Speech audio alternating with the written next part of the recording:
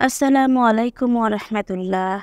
সুপ্রিয় দর্শক মণ্ডলী, গল্পটি হলো একটা বোনের যার দোয়া তাহাজ্জুদে কবুল হয়েছে, যে তার জীবনে অনেক বড় একটা পরীক্ষার মধ্য দিয়ে গিয়েছে, যেখানে বোনটি নিজের সাথে অনেক লড়াই করেছে, যেটা অনেক কম মানুষই করতে পারে।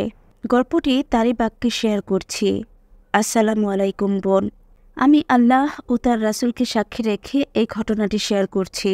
আমার জন্য এটা অনেক কঠিন, কিন্তু আমি সাদকায়ে জারিয়ার নিয়তে এটা শেয়ার করছি।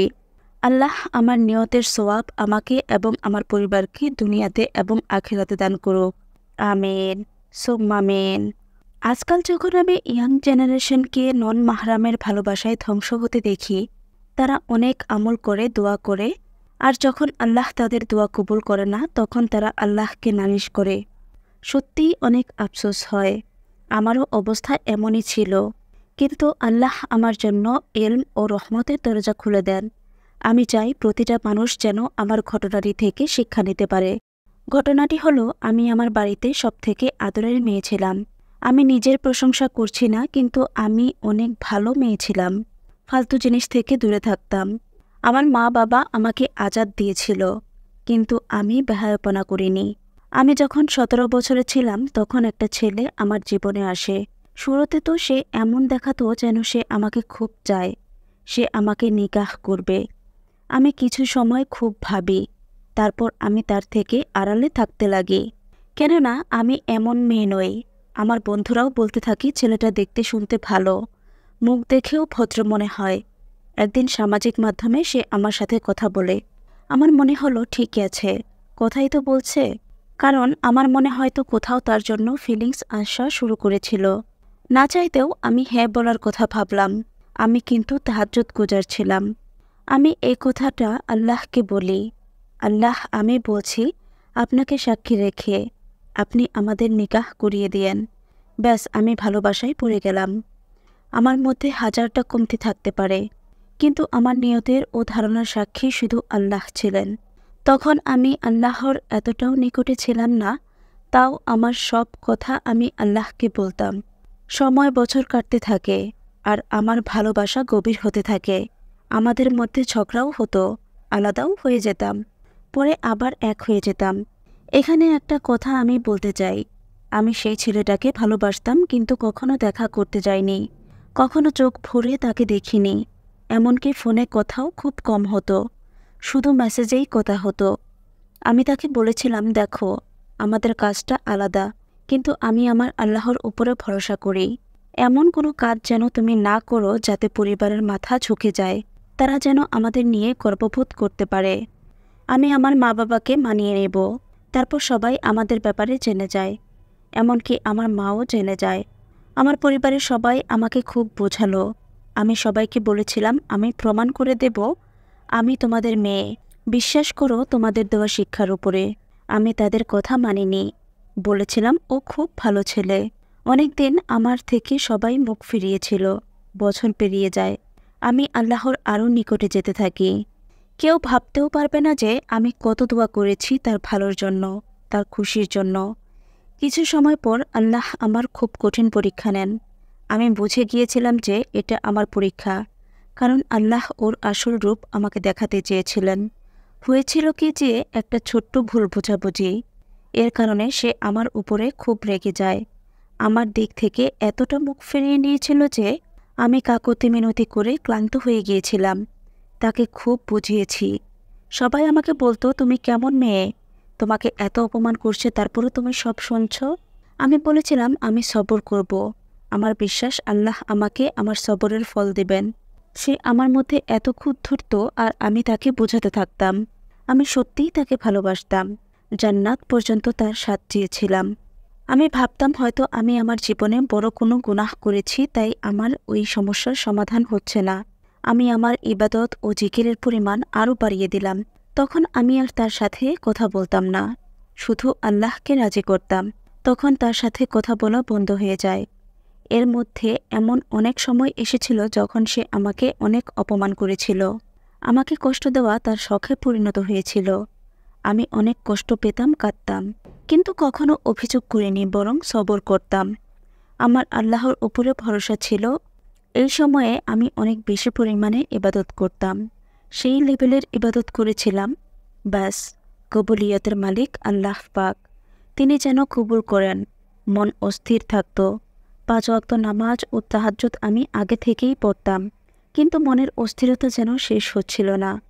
যখনই আমি তার ভুল ধারণা ক্লিয়ার করতে চাইতাম, তখনই সে আমাকে ব্লক করে দিত। আজীব ব্যবহার ছিল তার।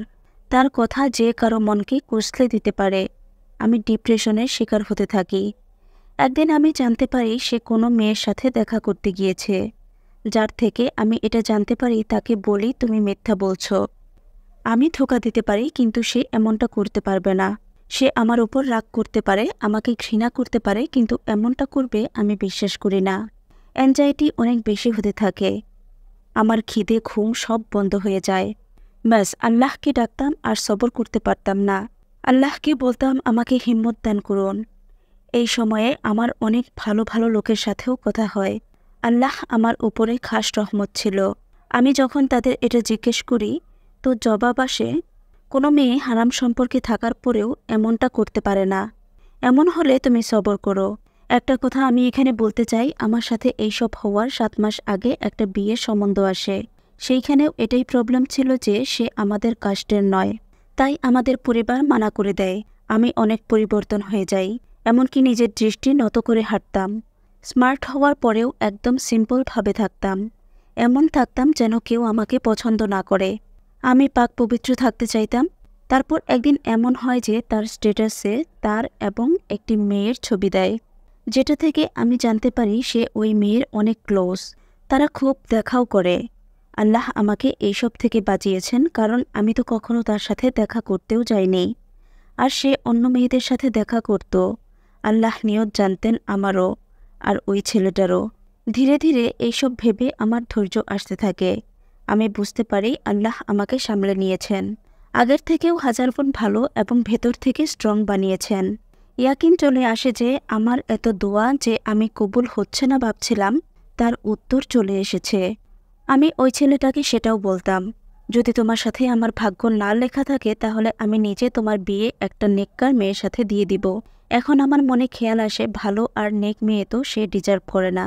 সে তো এমন মেয়েকে পছন্দ করত যারা তার সাথে দেখা করত, একান্তে তার সাথে গল্প করত। বোন, আপনারা আমার এই ঘটনাটি থেকে সাবধান হন। এমন মানুষ কখনো বদলায় না। সেই সময় যে আমি কতটা কষ্টের মধ্যে ছিলাম সব সহ্য করেছি। অনেক কঠিন ছিল সময়টা। আমি সেই মেয়েটাকে অনেক বুঝিয়েছি। তাকে বলেছিলাম, কালকে তুমিও আমার মতো দিন দেখতে পারো। যেভাবে আজকে ও আমাকে ছেড়েছে, কালকে তোমাকেও ছেড়ে দিতে পারে, অন্য কোনো মেয়ের পেছনে লাগতে পারে। আমি তোমার সামনে হাত জোড় করছি। আমি তাকে অনেক বুঝাই, কিন্তু সে মানেনি। আমি তাকে বলেছিলাম, তোমার মতো মেয়েরাই অন্যের ঘর ভেঙে দেয়, অন্যের ভালোবাসাকে কেড়ে নেয়। আমার সামনে একটি কোরআনের আয়াত আসে যে আল্লাহ নারীদেরই বেশি জাহান্নামে দিবেন। বাট তারপর আমি সবর করে নেই এবং আল্লাহ আমাকে এর পরিণামে এমন উচ্চ মাকাম দান করেছেন। মোজেজা কেমন হয়? মোজেজা এমন হয় যে আমি সেই মেয়েটাকে যা বলেছিলাম আল্লাহ সেটা সত্য করে দেন। আমি তাকে বলেছিলাম, একটা সময় আসবে যখন আল্লাহ তোমাকে দেখিয়ে দেবে। আমি ওই ছেলেটার জন্য, তার পরিবারের জন্য এত দোয়া করতাম। আমি জানতাম না যে আমার পেছনে কি চলছে। আমি খাস ছানাতুল হাজত পরে তার জন্য দোয়া করতাম। এটা তো আমি অনেক পরে জানতে পারি যে ছেলেটা আমাকে ধোঁকা দিয়েছে। এই ছেলেটা এমন মেয়েরই উপযুক্ত, এমন মেয়েই সে ডিজার্ভ করে, যে তার সাথে দেখা করবে, একান্তে সময় কাটাবে। আমি তেমন ছিলাম না। আমার আল্লাহ আমাকে এর থেকে বাঁচিয়ে নিয়েছেন। না আমি তার সাথে কখনো দেখা করেছি, আর না কখনো তাকে আমার হাত ধরতে দিয়েছি। আর অন্য মেয়েরা তাকে নিজ থেকে ডাকত আর তার জন্য সব কিছু করতে প্রস্তুত ছিল। আমি স্পেশালি এখান থেকে এই মেসেজ দেব যে আল্লাহ নিয়ত জানেন। আল্লাহ আমাকে সেই মকাম দিয়েছেন যা আমি ধারণা করিনি। প্রিয় ভাই ও বোনেরা, আপনি যদি আমাদের চ্যানেলের নতুন দর্শক হয়ে থাকেন তাহলে অবশ্যই এখনই আমাদের চ্যানেলটি সাবস্ক্রাইব করে আমাদের সাথেই থাকবেন। ভিডিওটি আপনার পরিবার, আত্মীয়স্বজন, বন্ধুবান্ধবের সাথে শেয়ার করে দিতে পারেন। আপনার সুস্থতা কামনা করে আজকের ভিডিওটি এখানেই শেষ করছি। ভালো থাকবেন সবাই। আসসালামু আলাইকুম ওয়া রাহমাতুল্লাহ।